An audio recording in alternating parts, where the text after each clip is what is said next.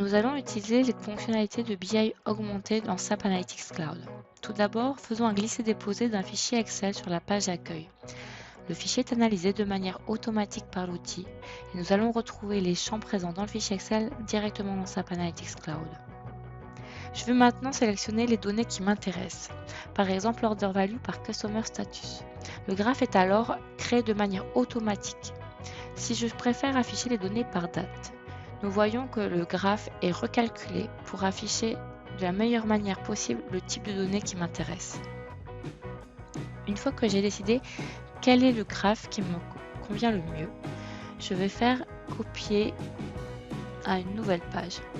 Je vais ainsi créer une story et le graphe va se retrouver dans cette story. Je peux maintenant le redimensionner, le déplacer. Je peux également ajouter un titre et d'autres options de mise en forme sont possibles. Une fois que j'ai terminé, je vais sauvegarder ma story.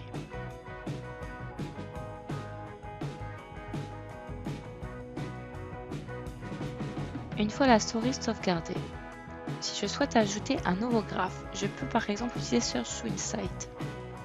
Je vais cliquer sur l'icône ampoule et je vais maintenant taper une question en langage naturel, par exemple Show Order Value by Product. L'outil va calculer le meilleur graphe correspondant à ma question. Si je souhaite voir pour un produit en particulier, un vélo en particulier, je vais taper by et je vais commencer à rentrer les premières lettres du produit. L'outil va alors me proposer directement tous les produits correspondant à ces premières lettres. À nouveau, lorsque j'ai choisi le graphe qui m'intéresse, je vais le copier à la page précédente. Je me retrouve ainsi avec les deux graphes sur la même page.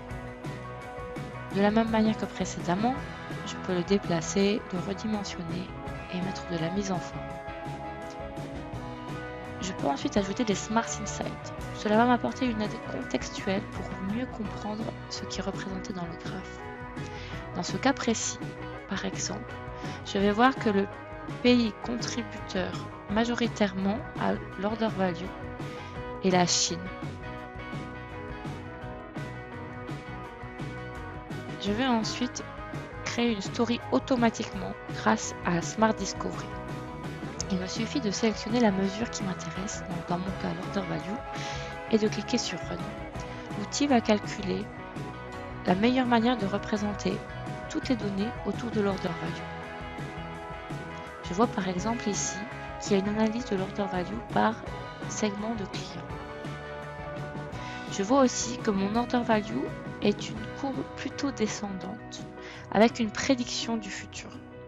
Si je veux comprendre pourquoi mon order value est plutôt descendant, je peux me rendre dans les Key Influencers où je vais pouvoir analyser tout ce qui contribue à générer mon order value.